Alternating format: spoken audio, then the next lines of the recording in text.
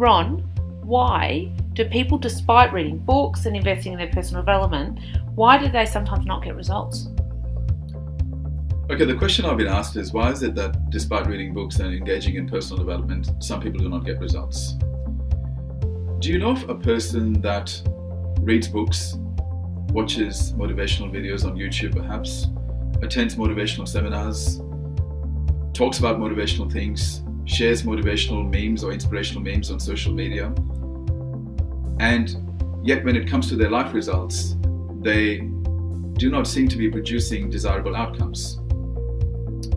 Maybe it's you, or maybe it's someone that you know in your family or in your friend circle or in your work circle that espouses to know a lot of stuff when it comes to personal development, but when it comes to life results, there is no tangible evidence of the fact that they know how to apply that information.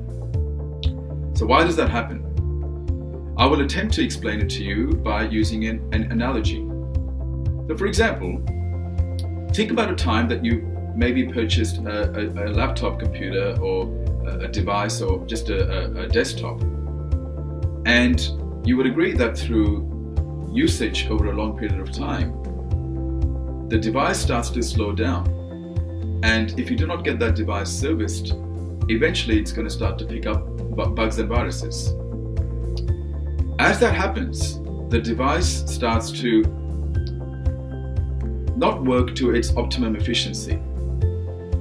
Now imagine I came up to you and I had a piece of software, a new piece of software, and I said to you, look, here is this amazing piece of software that is going to do amazing things, and why don't you plug it into your computer or your device?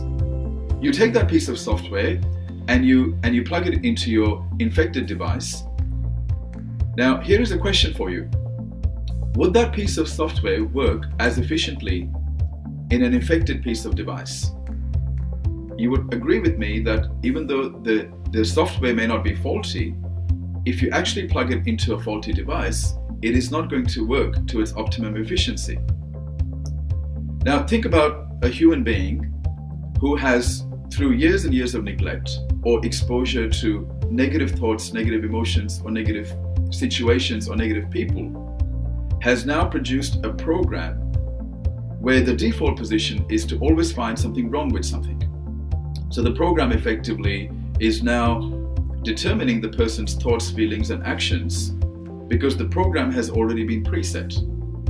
Now this person who may have a negative disposition may come across a piece of software or a piece of information that is life-changing. But because this person's programming is predominantly negative or not conducive to success, this new piece of information is only absorbed at a conscious level, but it fails to cause a permanent shift in thinking, feelings, or actions or behaviors. That's because the person is already carrying some bugs and viruses. Now, when we look at viruses in a desktop or a laptop or a device, we know the viruses that actually can slow down the performance of a device.